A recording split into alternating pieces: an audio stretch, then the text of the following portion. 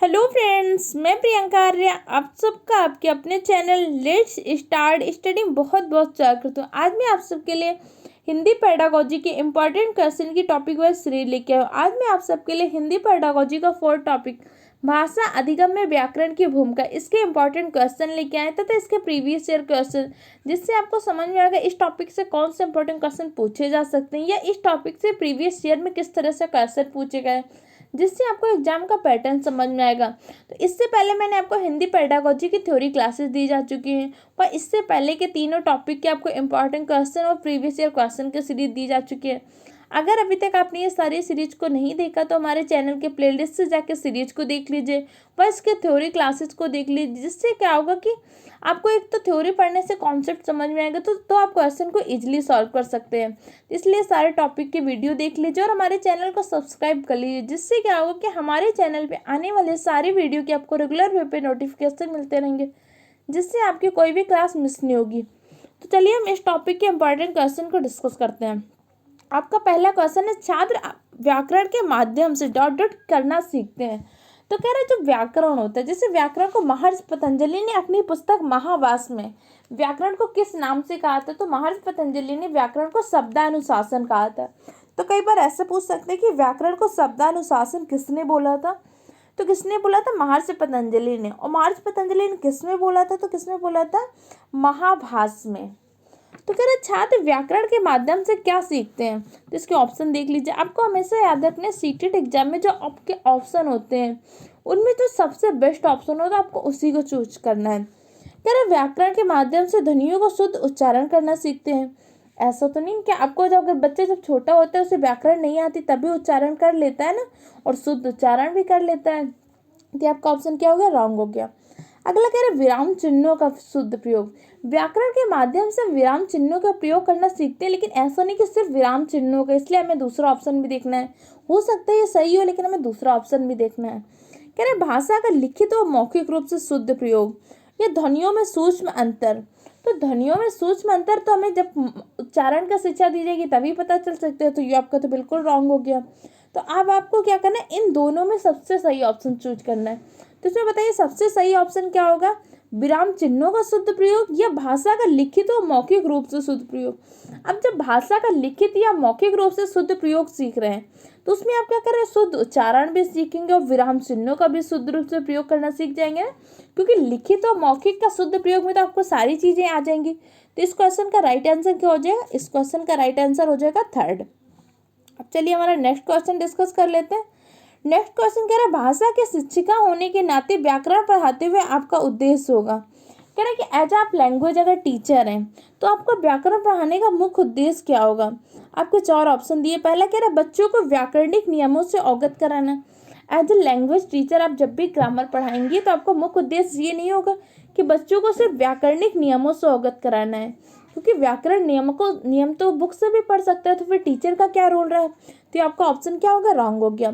अब सेकंड कह रहा है बच्चों को भाषिक संरचनाओं से अवगत कराना। ऐसा भी नहीं कि आपको इसका स्ट्रक्चर बता देना है कि वर्ण से शब्द बना, सबसे वाक्य बन रहा है, वाक्य से ऐसे बन रहा है, सिर्फ संरचना बताना तो टीचर का उद्देश्य नहीं होता, तो ये भी आपका रॉन्ग हो गया।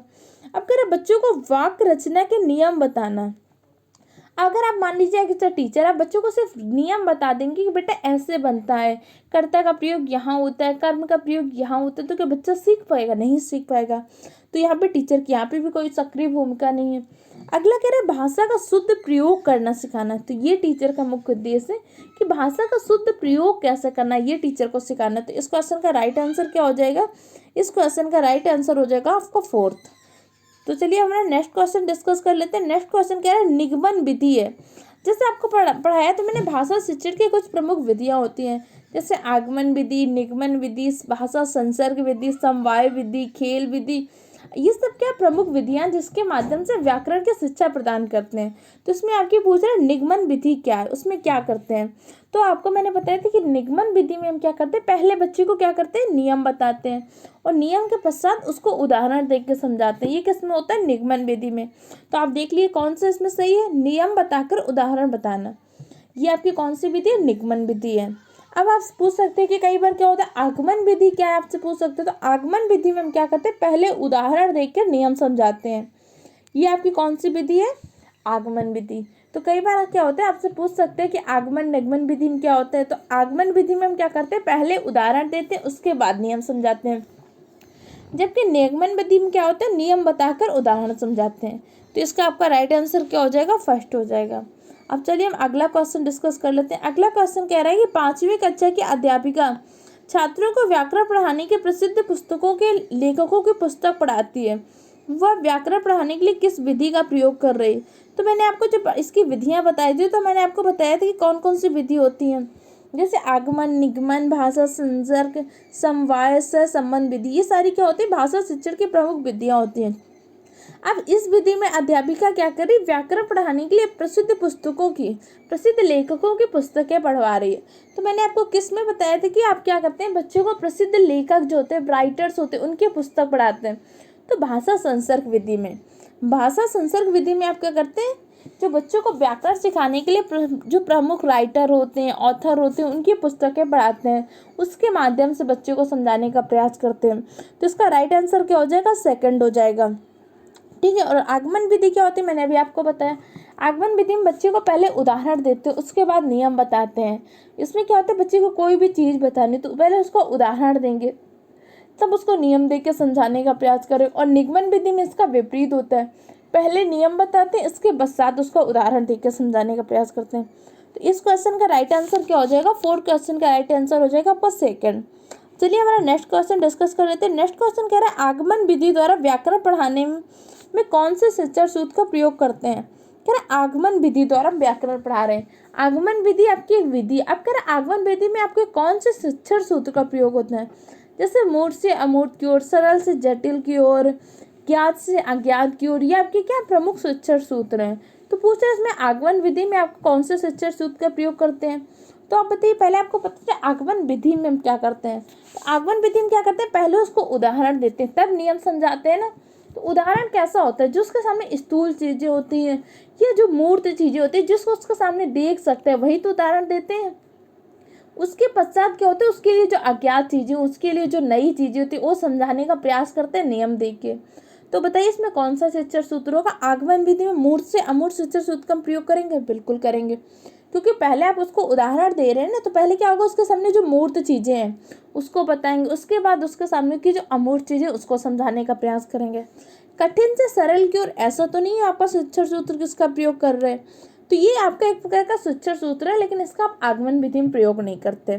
और अगला कह रहा है ज्ञात से अज्ञात की ओर, इस शिक्षण सूत्र का भी प्रयोग करते हैं। ज्ञात मतलब बच्चे को जो चीज़ें जानता है उसी के आधार पर आप उसको क्या करते हैं, नया ज्ञान देते हैं।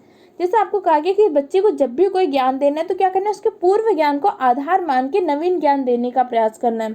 तो ये भी आपका राइट है। तो इसका आपका राइट आंसर क्या हो जाएगा, 4th हो जाएगा, पहला और तीसरा दोनों। तो आपको याद रखना है कि आगमन विधि में आप मूर्त से अमूर्त की ओर तथा ज्ञात से अज्ञात की ओर शिक्षण सूत्र का प्रयोग करते हैं। ठीक है। अगर कभी निगमन विधि पूछ सकता है तो इसको आप विपरीत कर दीजिएगा। अब चलिए हमारा नेक्स्ट क्वेश्चन डिस्कस करते हैं कि व्याकरण पढ़ाते हुए एक शिक्षक का उद्देश्य नहीं होता। कह रहा है एज ए टीचर जब आप व्याकरण पढ़ा रहे होंगे तो उस समय एक टीचर का उद्देश्य क्या नहीं होता। तो आप देख लीजिए ऑप्शन क्या कह रहा है। पहला कह रहा है कि छात्र भाषिक संरचनाओं का ज्ञान प्राप्त कर सके। अभी मैंने आपको बताया कि ऐसा तो नहीं होगा कि सिर्फ भाषिक संरचनाओं का ज्ञान नहीं प्राप्त करना, ये तो बुक से भी पढ़ सकते हैं कि इसका स्ट्रक्चर कैसे होता है। तो यहाँ पे टीचर का रोल क्या रहा, तो आपका कैसा हो जाएगा, ये तो रॉन्ग हो गया। अगला कह रहा है छात्र शुद्ध और अशुद्ध भाषा में अंतर कर सके, ये आपका कैसा है, राइट है। लेकिन अब आगे के भी ऑप्शन देख ले, हो सकते हैं इससे भी ज़्यादा सही आंसर हो आपको। छात्र केवल शुद्ध लेखन कर सके, जिस शब्दों में इनसे केवल, नकारात्मक शब्द या ऐसे शब्द हो उनको तो हमेशा एकदम हाईलाइट कर लेना, क्योंकि 90% तक इस तरह से क्वेश्चन क्या होते हैं, जो ऑप्शन होते हैं गलत होते हैं। कह रहे छात्र केवल शुद्ध लेखन कर सके, ऐसा तो टीचर का उद्देश्य नहीं होता। एज ए टीचर आप जब लैंग्वेज टीचर क्लास में जाएंगे तो आपका मुख्य उद्देश्य क्या होगा, छात्र का सर्वांगीण विकास करना, छात्र के समस्त कौशलों का विकास करना। आपका ऐसा तो नहीं होगा कि सिर्फ लेखन कौशल का विकास कर दें या केवल शुद्ध लेखन कर सके। तो ये आपका क्या हो गया, रॉन्ग हो गया। अगला कह रहे हैं छात्र शुद्ध उच्चारण कर सके, ऐसा भी बिल्कुल नहीं है कि छात्र सिर्फ शुद्ध उच्चारण कर सके। मान लीजिए शुद्ध उच्चारण तो कर रहा है लेकिन शुद्ध वर्तनी नहीं लिख पा रहा है, या भाषा का शुद्ध रूप से प्रयोग नहीं कर पा रहा है, भाषा शुद्ध है कि अशुद्ध ये नहीं जांच पा रहा है, तो आप इससे कह सकते हैं उसको व्याकरण का नहीं कह सकते ना। तो इस क्वेश्चन का राइट आंसर क्या हो जाएगा, इस क्वेश्चन का आपका राइट आंसर हो जाएगा सेकंड। छात्र शुद्ध व अशुद्ध भाषा में अंतर कर सके, तभी आप कह सकते हैं कि व्याकरण में जो शिक्षक ने पढ़ाया उसका उद्देश्य पूर्ण हुआ। अब चलिए हमारा नेक्स्ट क्वेश्चन डिस्कस कर लेते हैं। नेक्स्ट क्वेश्चन कह रहा है कि मुहावरे और लोकोक्तियों का प्रयोग करना। कह रहा है एज ए लैंग्वेज टीचर या भाषा में जो मुहावरे और लोकोक्तियों का प्रयोग करते हैं ये क्या है, व्याकरण का प्रमुख हिस्सा है? ऐसा तो नहीं कि भाषा की जो व्याकरण होती है उसमें मुहावरे और लोकोक्तियाँ उसका हिस्सा नहीं है, एज ए पार्ट है लेकिन प्रमुख हिस्सा ऐसे जरूरी तो नहीं है। तो ये आपका क्या हो गया, रॉन्ग हो गया। अगला कह रहा है कि हिंदी भाषा शिक्षण का सबसे महत्वपूर्ण उद्देश्य है।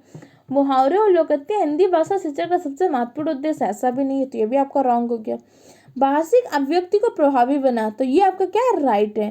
कह रहे कि जैसे हम किसी भी बात में या सामान्य बातचीत में क्या करते हैं, मुहावरों का प्रयोग कर लेते हैं, लोकोक्तियों का प्रयोग कर लेते हैं, तो हमारी भाषा कैसी होती है, प्रभावी हो जाती है। जैसे किसी को कहना होता है कि आप बहुत दिनों बाद दिखे, तो वो लोग बोल देते हैं अरे आप तो ईद का चांद हो गए, या अलग अलग मुहावरे अलग अलग लोकोक्तियों का प्रयोग कर देते हैं। इससे क्या होता है, भाषा हमारी प्रभावी हो जाती है। तो इस क्वेश्चन का राइट आंसर आपका क्या हो जाएगा, थर्ड हो जाएगा। अब चलिए हमारा नेक्स्ट क्वेश्चन डिस्कस करते हैं। नेक्स्ट क्वेश्चन कह रहा है कि उसने पढ़ा, उसने खाया, उसने चीखा, भाषा का प्रयोग क्या दर्शाते हैं। जब इस तरह से भाषा का प्रयोग कर रहा है तो उस बच्चे ने क्या किया, नियमों का अति सामान्यीकरण कर दिया है। तो इस क्वेश्चन का राइट आंसर क्या हो जाएगा, फोर्थ हो जाएगा। अब चलिए हमारा अगला क्वेश्चन डिस्कस करते हैं। अगला क्वेश्चन कह रहा है भाषा व्याकरण शिक्षण के संदर्भ में कौन सा कथन सही है। कह रहे बच्चों को जब व्याकरण शिक्षा करनी तो उसमें आपको 4 कथन दिए, कह रहे इनमें बताइए कौन सा कथन सही है। पहले क्या है, व्याकरण शिक्षा के लिए समय सारणी में अलग से कालांशों की व्यवस्था होनी चाहिए। ऐसा तो नहीं एज अ ग्रामर के लिए आपको अलग से कालांश बने, अलग से व्यवस्था करनी चाहिए, ऐसा तो नहीं। हम उसी टाइम टेबल में तो ग्रामर को पढ़ाते हैं, तो ये आपका रॉन्ग हो गया। भाषा प्रयोग के बच्चे भाषा नियमों को महत्व देना चाहिए, ऐसा भी नहीं है। जैसे आपके अंशियप ने भी कहा है कि हमें बच्चे को रटने पर बल ही नहीं देना। अगर आप उसे भाषा नियम को ज़्यादा महत्व देंगे तो बच्चे तो रटने का प्रयास करेगा। अगर आपको रटने का कम बल देना है तो इससे अच्छा है कि आप उसको क्या करें, भाषा प्रयोग पे महत्व दें। जब वो बार बार किसी चीज़ का प्रयोग करेगा तो आसानी से उसको नियम याद हो जाए। जैसे कहते नहीं, किसी भी चीज़ को बार बार प्रैक्टिस करेंगे तो उसको याद करने की ज़रूरत ही नहीं पड़ेगी। इसी तरह जब वो बच्चा बार बार भाषा का प्रयोग करेगा तो उससे भाषा नियम भी आसानी से कंठस्थ हो जाएंगे। तो ये तो आपका रॉन्ग हो गया। अगला कह रहा है बच्चे में परिवेश में उपलब्ध भाषिक प्रयोगों के आधार पर स्वयं भाषा के नियम बनाने की क्षमता रखते हैं। ये आपका राइट है, लेकिन अब आपका फोर्थ ऑप्शन भी देख सकते हैं, हो सकता है कि फोर्थ ऑप्शन इससे ज़्यादा सही हो, क्योंकि आपको सीटेड एग्जाम में हमेशा याद रखने की चारों ऑप्शन में जो सबसे बेस्ट होता है वही आपका राइट आंसर होता है। तो ये कह रहे हैं कि व्याकरण शिक्षण अत्यंत आवश्यक है। ऐसा तो नहीं है कि व्याकरण शिक्षण बहुत आवश्यक है, जिस बच्चे को ग्रामर का नॉलेज नहीं हो कुछ कर नहीं सकता, तो ये भी आपका रॉन्ग हो गया। तो आपका सही ऑप्शन क्या हो गया, आपका सही हो गया बच्चे परिवेश में उपलब्ध भाषिक प्रयोग के आधार पर स्वयं भाषा के नियम बनाने की क्षमता रखते हैं। जैसे क्या होता है, जब आप बच्चा छोटा होता है उससे ग्रामर का नॉलेज नहीं होता, फिर भी अगर आप उसे टोकते हैं लिंग वगैरह का ज्ञान हो जाता है। जैसे आप बातचीत में की, माँ ने उसकी बोला कि मैं राधा के घर गई थी, तो हो सकता है कि बच्चा उस टाइम पे वो भी कहेगा कि मैं राधा के घर गई थी। कोई लड़का है लेकिन उसने बोला कि मैं राधा के घर गई थी, तो अगर आप उस टाइम पे टोक सकते हैं कि बेटा नहीं, आप बोलोगे मैं राधा के घर गया था, मैंने खाना खाया था, कि मैंने ऐसा किया था, तो उसे समझ में आएगा कि नहीं मैं लड़का हूँ तो मुझे इस तरह से बात करनी है। ऐसे अगर लड़की इस तरह से बात करती तो उसे समझा सकते हैं बेटा आपको ऐसे बात करनी है। तो भले उसे अभी लिंग नहीं पता कि लिंग क्या होता है, लेकिन उसने उस नियम को समझ लिया कि हमें ऐसे बात करनी है। तो इसलिए कह सकते हैं कि बच्चे भाषा परिवेश में जो होता है उपलब्ध भाषाई प्रयोगों के आधार पर स्वयं भाषा के नियम बनाने की क्षमता रखते हैं।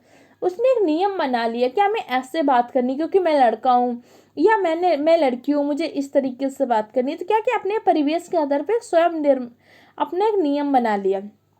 ठीक है, तो इस क्वेश्चन का राइट आंसर क्या हो जाएगा, आपका थर्ड हो जाएगा।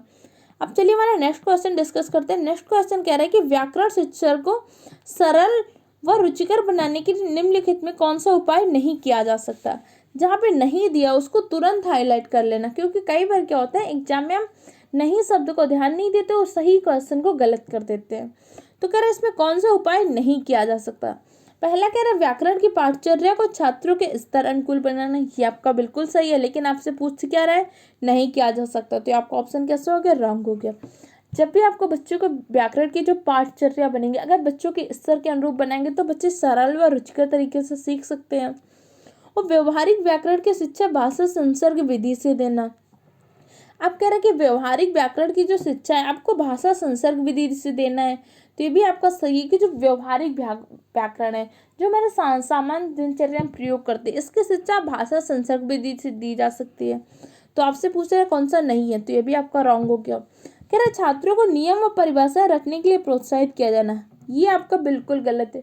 आपको किसी भी चेतन बच्चे को रटने के लिए बल ही नहीं देना। आपके अंशयाप ने भी कहा कि हमें रटने पर कम बल देना है। आपके अंशयाप का सूत्र ही क्या, सिद्धांत क्या, शिक्षा बिना बोझ के, बच्चे को कुछ भी रटने पर जोर नहीं देना, उसे हर चीज प्रक्रिया करने देनी है। एक टीचर को क्या करना है, फैसिलिटेटर की, एक सुविधादाता की भूमिका निभाना है। उसके लिए सिर्फ ऐसा अनुकूल वातावरण बनाना है जहाँ पे वो स्वतः सीखने का प्रयास करे। तो इस क्वेश्चन का आपका राइट आंसर क्या हो जाएगा, थर्ड हो जाएगा, क्योंकि इसमें पूछ रहा है कि कौन सा उपाय नहीं किया जा सकता। तो आपका थर्ड है, छात्रों को नियम व परिभाषा रखने के लिए प्रोत्साहित नहीं किया जाना चाहिए। अब चलिए हमारा नेक्स्ट क्वेश्चन डिस्कस कर लेते हैं। नेक्स्ट क्वेश्चन कह रहा है कि स्कूल में प्रायः व्याकरण शिक्षण नीरस व अरुचिकर हो जाता है, इसका कारण क्या है। कह रहा है कि स्कूल में क्या होता है, कई बार क्या होता है जब आप ग्रामर की टीचिंग करते हैं तो क्या होता है उसका शिक्षण कार्य जो होता है नीरस व अरुचिकर हो जाता है। इसका मुख्य कारण क्या है, शिक्षकों को व्याकरण का पर्याप्त ज्ञान नहीं होना। ऐसा तो नहीं कि टीचर को व्याकरण का पर्याप्त ज्ञान नहीं है तो उससे शिक्षण का नीरस व अरुचिकर हो जाएगा, तो ये आपका क्या हो गया, रॉन्ग हो गया। अगला कह रहा है कि अन्य विषयों के शिक्षण में किसी विशेष भाषा के व्याकरण का कोई भी योगदान नहीं होता। कह रहे हैं कि ऐसा भी नहीं है कि अन्य विषयों के शिक्षण में किसी भाषा के व्याकरण का योगदान नहीं होता। ऐसा तो नहीं है, जैसे आप लैंग्वेज में क्या होता है इंग्लिश ग्रामर पढ़ाते हैं उसमें भी क्या होता है आपकी हिंदी ग्रामर का तो यूज हो जाता है ना। हिंदी ग्रामर में बहुत सारी चीज़ें इंग्लिश ग्रामर से आप सीख सकते हो, तो इसमें योगदान तो होता है। तो ये भी आपका क्या हो गया, रॉन्ग ऑप्शन हो गया। अब अगला ऑप्शन कह रहा है कि व्याकरण को सीखने सिखाने के लिए प्रायः पुस्तक प्रणाली का सहारा लिया जाता है और व्याकरण सीखने में छात्रों की कोई रुचि नहीं होती। ऐसा भी नहीं कि अगर आप टीचर को क्या करना है कि इंटरेस्ट जगाना है तो किसी भी सब्जेक्ट में जगाया जा सकता है, तो ये भी आपका रॉन्ग होगी। तो उसका सही ऑप्शन क्या हो जाएगा, थर्ड हो जाएगा। कह रहे व्याकरण को सिखाने के लिए प्रायः पुस्तक प्रणाली का सहारा लिया जाता है। कह रहे जो हमारे यहाँ के शिक्षा प्रणाली इसमें क्या करते हैं, लैंग्वेज जो होता है लैंग्वेज को तो आप अलग अलग मेथड से पढ़ा देते हैं, लेकिन जब टीचर ग्रामर पढ़ाता है तो उसके लिए क्या करता है, कोई एक्टिविटी नहीं कराता, कोई मेथड का प्रयोग नहीं करता, सीधे ब्लैक बोर्ड में या बुक से आता है उसको नियम समझाने लगता है कि जैसे संज्ञा ऐसी होती है, सर्वनाम ये है, कर्ता वो है, कारक ये, लिंग है। तो इस तरह अगर बच्चे को क्या करें, कुछ एक्टिविटी कराएं, कुछ अलग अलग फन तरीके से कराएं तो बच्चे इसमें भी इंटरेस्ट के साथ सीख सकते हैं। तो यही एक आपका कारण होता है जिसमें क्या होता है आपका शिक्षण नीरस हो जाता है। इस क्वेश्चन का राइट आंसर क्या हो जाएगा, थर्ड हो जाएगा। अब चलिए हमारा नेक्स्ट क्वेश्चन डिस्कस कर लेते हैं। कह रहा मैंने चाट खाई फिर मैं हंसी, शर्मिला का यह भाषा प्रयोग मुख्यतः किस ओर संकेत करता है। तो मैंने अभी बताया था कि जैसे उसने पढ़ा, उसने खाया, उसने चीखा, तो इस स्थिति में बच्चा क्या कर रहा है, नियमों का अति सामान्यीकरण कर लिया है। तो इस क्वेश्चन का राइट आंसर आपका क्या हो जाएगा, सेकंड हो जाएगा। यहाँ पे भी उसने क्या कर लिया, नियमों का अति सामान्यीकरण कर लिया। आपको नियमों की कुछ चीज़ें जैसे होती है कि आप पूरा अवलोकन करने के बाद एक नियम निकालते हैं तो क्या होता है, सामान्यीकरण, और यहाँ पे उसने जो नियम सीखे उसका अति सामान्यीकरण कर लिया, इसीलिए उस तरह से बात करी, मैंने चाट खाई और मैं हंसी फिर। तो इस क्वेश्चन का राइट आंसर आपको सेकंड हो जाएगा। अब चलिए हम अगला क्वेश्चन डिस्कस कर लेते हैं। अगला क्वेश्चन कह रहा है व्याकरण शिक्षण के संदर्भ में आपका बल किस बिंदु पर होगा। कह रहा आप मान लीजिए एक लैंग्वेज टीचर, आप बच्चों को ग्रामर सिखाने गए, जब आप ग्रामर सिखाने जाएंगे तो आपका मुख्यतः जो फोकस होगा किस पॉइंट पर होगा। पहला कह रहा है व्याकरणिक नियमों की सैद्धांतिक विवेचना पर। ऐसा तो बिल्कुल नहीं होना चाहिए। एज ए टीचर अगर आप हैं तो आपको कभी भी सैद्धांतिक विवेचना पर पूरा बल नहीं होना चाहिए, क्योंकि अगर आप सैद्धांतिक विवेचना करेंगे तो बच्चे को नियम क्या होगा, रटने का प्रयास करने को कहेंगे ना, कि जब आप उसको सिर्फ नियम ही नियम समझा रहे हैं तो क्या करेगा, नियमों को रटने का प्रयास करेगा, जबकि हमारे एनसीईआरटी क्या कर रहा है, कंठस्थ करने पर बल देने के लिए मना करता है। तो ये आपका क्या हो गया, रॉन्ग हो गया। अब अगला क्या रहा है, व्याकरणिक कोटियों की पहचान करना। ऐसा भी नहीं करना है कि हमें व्याकरणिक कोटियों की पहचान करना है, ये भी आपका रॉन्ग हो गया। कह रहे हैं व्याकरण के व्यवहारिक पक्ष पर, तो ये आपका बिल्कुल सही है कि हमें क्या करना है, व्याकरण के व्यवहारिक पक्ष पर बल देना है। व्यवहारिक पक्ष क्या होता है, बालक ने जो भी ज्ञान सीखा उसको अपने जीवन में व्यवहार में प्रयोग कर सके। जैसे एनसीईआरटी 2005 में कहा भी किया है कि जो ज्ञान है उसको बालक के बाद जीवन से जोड़ें, क्योंकि बच्चा स्कूल में एवरेज कितना रहता है, 6 से 7 ही घंटे तो रहता है, बाकी टाइम उसका काम व्यतीत होता है घर परिवार समाज में पास पड़ोस में। तो इसलिए बालक जो भी ज्ञान सीखते हैं उस ज्ञान का व्यवहारिक रूप में प्रयोग कहाँ पे करता है, समाज में करता है। इसीलिए एज अ टीचर अगर आप उसके व्यवहारिक पक्ष पर भी बल देंगे मुख्यतः, तो ज्ञान का क्या आसानी सीख जाएगा। उसको ऐसा ज्ञान सिखाना है जिसको बाहर जाकर समाज में प्रयोग कर सके, क्योंकि जब बच्चा स्कूल में आता है तो उसको समाज की, उसके माता पिता की कुछ आकांक्षाएं होती हैं एक अध्यापक से कि वो बच्चों को इस तरह सिखाएगा, बालक का हमारे सर्वांगीण विकास करेंगे, एक सुयोग्य नागरिक का निर्माण करना। इसलिए आपको इन सब चीज़ों पर ध्यान देकर इस पर बल देने का प्रयास करना है। ठीक है, और अगला ऑप्शन आप क्या कह रहे थे, व्याकरणिक नियमों को कंठस्थ करना है। ये तो आपका बिल्कुल रॉन्ग है, क्योंकि एनसीईआरटी हमेशा कंठस्थ करने पर मना करता है कि बच्चों को कभी भी रटने पर बल नहीं देना है। तो इस क्वेश्चन का आपका राइट आंसर क्या हो जाएगा, इस क्वेश्चन का राइट आंसर हो जाएगा आपका थर्ड। अब चलिए हमारा नेक्स्ट क्वेश्चन डिस्कस कर लेते हैं। नेक्स्ट क्वेश्चन कह रहा है कि प्राथमिक कक्षाओं में खेल द्वारा शिक्षण विधि के अंतर्गत व्याकरण शिक्षण किस प्रकार बेहतर हो सकते हैं। जैसे मैंने आपको बताया था व्याकरण शिक्षण के कौन कौन सी प्रमुख विधियां, आगमन विधि, निगमन विधि, भाषा संसर्ग विधि, समवाय विधि, खेल विधि। तब इसमें कह रहे प्राथमिक कक्षा में क्या करना है, खेल द्वारा शिक्षण विधि के अंतर्गत व्याकरण शिक्षण किस प्रकार बेहतर रहता है। कह रहा अगर प्राथमिक कक्षा में क्या कर रहे हैं, खेल द्वारा शिक्षण विधि कर रहे हैं, इससे व्याकरण शिक्षा में किस तरह से आप बेहतर कर सकते हैं। पहला कह रहा है रिक्त स्थानों की पूर्ति, ये आपका सही है, क्योंकि बच्चे क्या हो रहे हैं इसमें आपको जैसे बच्चों को कोई चीज़ समझाई, उसका आपने आधा दे दिया, बीच में कोई एक पॉइंट है उसको फिल करना है। इससे बच्चों को बहुत ज़्यादा जोर भी देने का नहीं पड़ता और आसानी से चीज़ें याद भी हो सकती हैं। तो ये आपका राइट हो सकता है, लेकिन हमें दूसरे ऑप्शन भी देखने हैं, क्योंकि हमें ध्यान रखना है कि हम कर रहे हैं प्राथमिक कक्षा में हैं।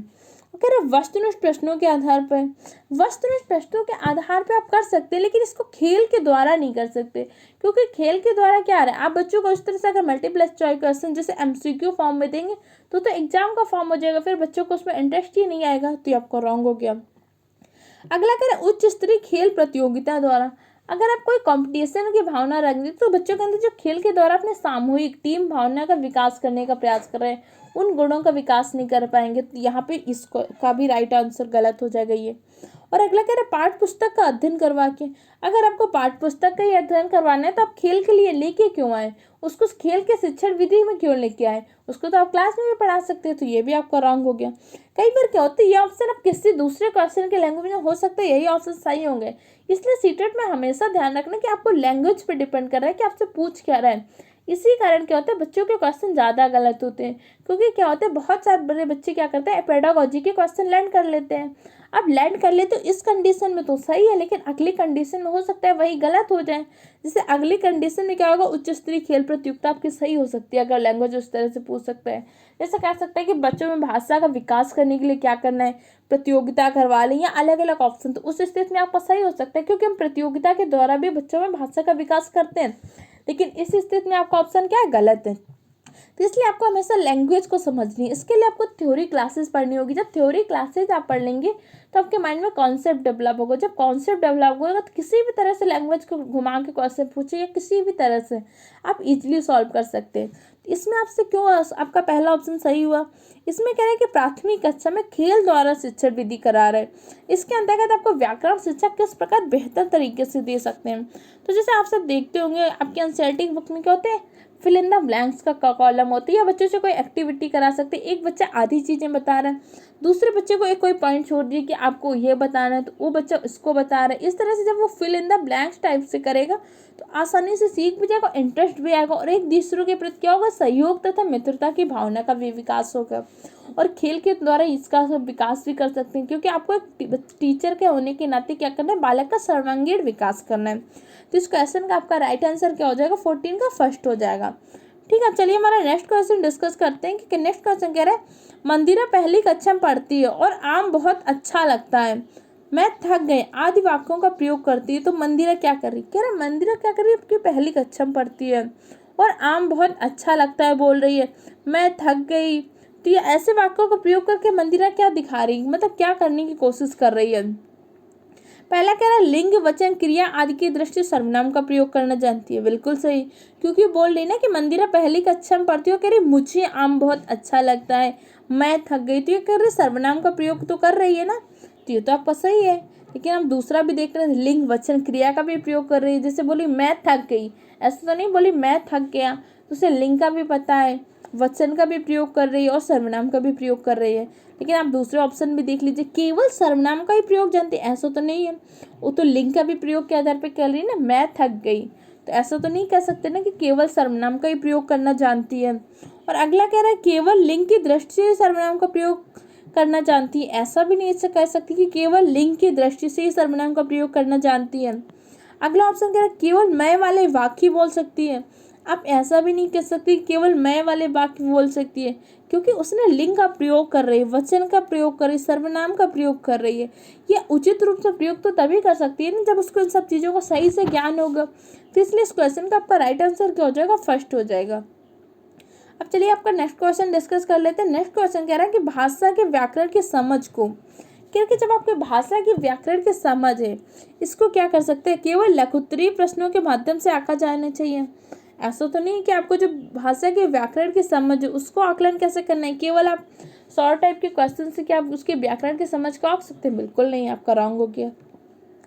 अगला कह रहा है निबंधात्मक प्रश्नों के माध्यम से आंका जाना चाहिए, ऐसा भी नहीं।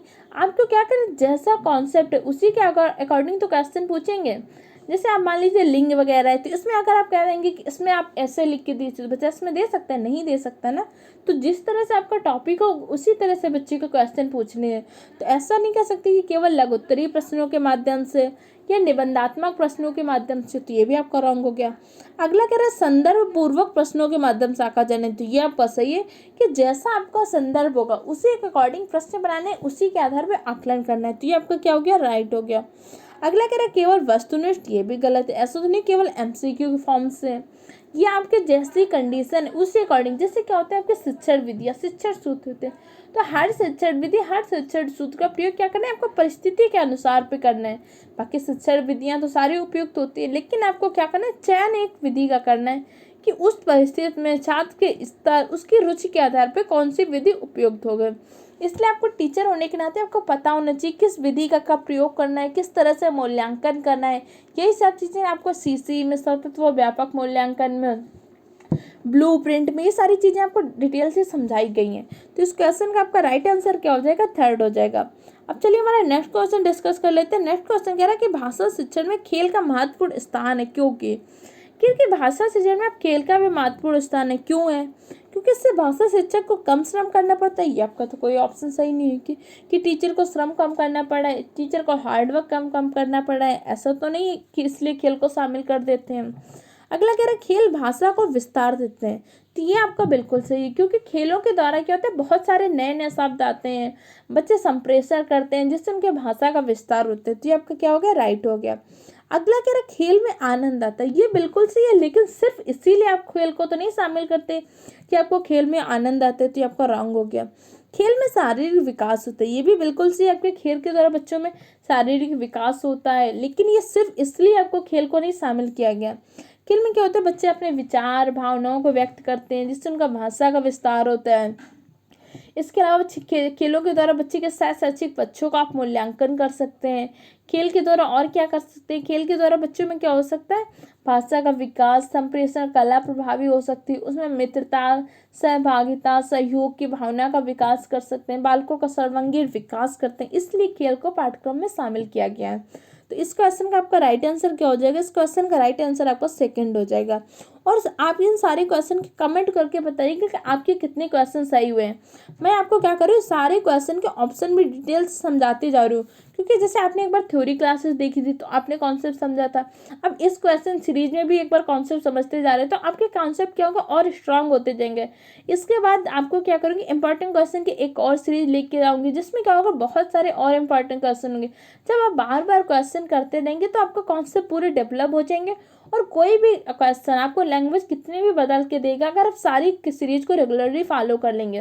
पहले आप उसके थ्योरी की वीडियो अगर नहीं देखिए तो उन सबको देख लीजिए, उसके अलावा जिनकी क्वेश्चन सीरीज चल रही इन सबको देखिए। इसके बाद जो एक और क्वेश्चन सीरीज आएगी, प्रीवियस ईयर क्वेश्चन पेपर आएंगे, मॉडल पेपर आएंगे, उन सबको सॉल्व कर लीजिएगा, फिर आप देखिएगा आप सीटेट एग्जाम में बहुत अच्छे नंबर स्कोर करेंगे। तो चलिए हमारा नेक्स्ट क्वेश्चन कह रहा है कि व्याकरण शिक्षण की आगमन विधि की विशेषता क्या है। तो मैंने आपको अभी आगमन विधि बताई थी क्या होता है। आगमन विधि में आप क्या करते हैं, तो आगमन विधि में क्या करते हैं, पहले आप उदाहरण प्रस्तुत करते हैं ना, फिर नियम बताते हैं। तो इस क्वेश्चन का राइट आंसर क्या हो जाएगा, पहले उदाहरण प्रस्तुत करना है तो इसके पश्चात नियम बताना है। तो इसका राइट आंसर क्या हो जाएगा, 4th हो जाएगा। और पहले नियम आप किस विधि में बताते हैं, अगर कभी पूछते हैं तो पहले आप नियम बताते हैं निगमन विधि में।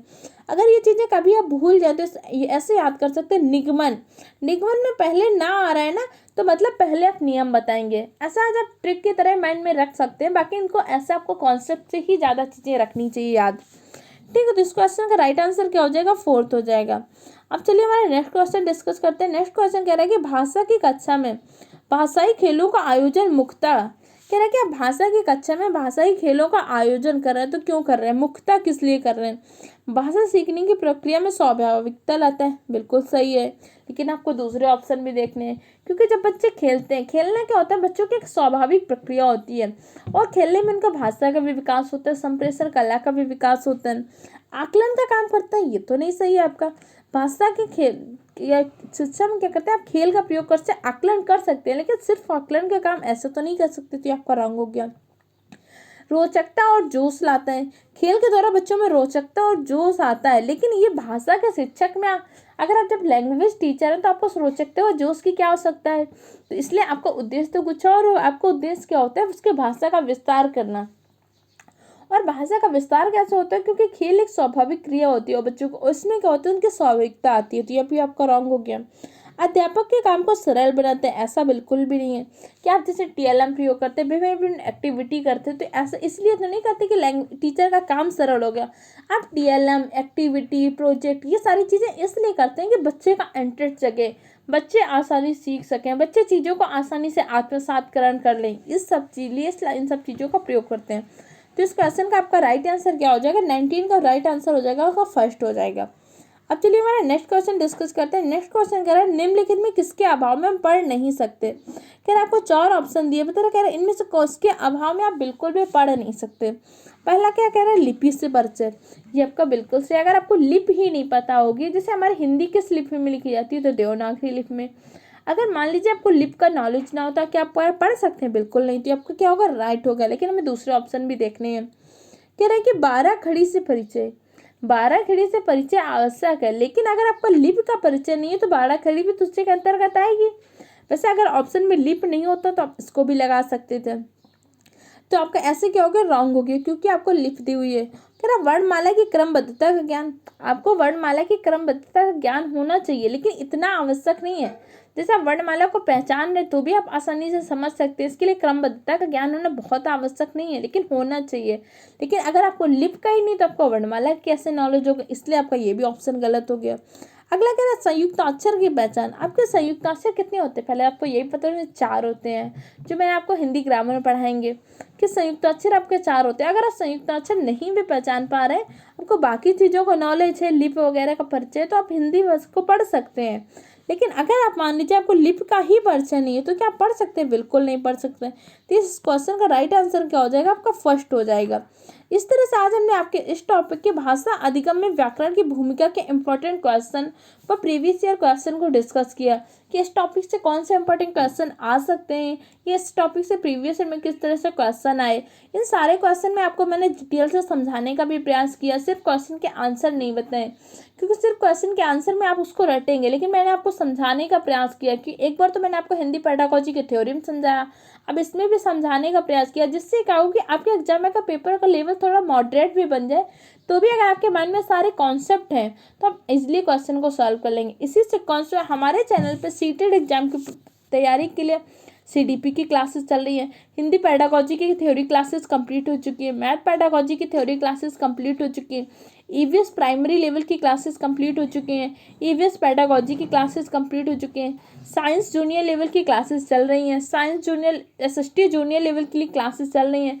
इसके अलावा बहुत जल्द इंग्लिश पेडागोजी की क्लासेस स्टार्ट होने वाली है, हिंदी ग्रामर की क्लासेस स्टार्ट होने वाली है। आप इन सारी क्लासेस को देखते रहिए तथा नोट्स जरूर बनाती रहिए, क्योंकि क्या होता है नोट्स आपके क्या होते हैं, आपके अपने फॉर्म में लिखे होते हैं। एक बार चीज़ों को जब आप लिखते हैं तो आपको आसानी से चीज़ें याद हो जाती हैं। इसके अलावा क्या होता है, जब आप समराइज करके नोट्स बनाते हैं, जैसे इस क्वेश्चन में आपको जो कुछ चीज़ें नहीं आ रही है उन्हीं पॉइंट को आप नोट्स बना लीजिए, तो ऐसा क्या होगा कि आपको एक समराइज नोट्स बन जाएगा, जो आपको एग्जाम टाइम में रिवीजन करने के लिए बहुत ही हेल्पफुल होगा। और अगर आपको पीडीएफ फॉर्म में नोट्स चाहिए तो हमारा Telegram channel let's start study को सर्च करके टेलीग्राम में ज्वाइन कर लीजिए। फॉर्म को आपको सारे टॉपिक के पीडीएफ फॉर्म में नोट्स प्रोवाइड किए जा रहे हैं, ओके फ्रेंड्स, अगर ये वीडियो आपको हेल्पफुल लगी तो हमारे चैनल को सब्सक्राइब करें, वीडियो को लाइक करें, जिससे मोटिवेट होकर मैं और भी वीडियो बनाती हूँ। जब आप वीडियो को लाइक करते हैं, अपने कमेंट करते हैं, तो इससे क्या होता है, मोटिवेशन मिलता है। आप सबको पता है कि सिटी में पढ़ाएं, किसी भी काम को करने के लिए क्या होता है, मोटिवेशन की बहुत आवश्यकता होती है। इसलिए जब आप वीडियो को शेयर करते हैं, आपके वैल्यूएबल कमेंट आते हैं और वीडियो को लाइक करते हैं, तो इससे मोटिवेशन मिलता है। मैं और वीडियो बनाती हूँ और स्टडी करके आपके लिए नोट्स बनाती हूँ, ये सारी चीज़ें करते रहते हैं। इसलिए वीडियो को लाइक करें और हमें सपोर्ट करने के लिए हमारे चैनल को सब्सक्राइब करो, अपने दूसरे फ्रेंड के साथ भी शेयर करें। Okay friend, thank you for the watching my video.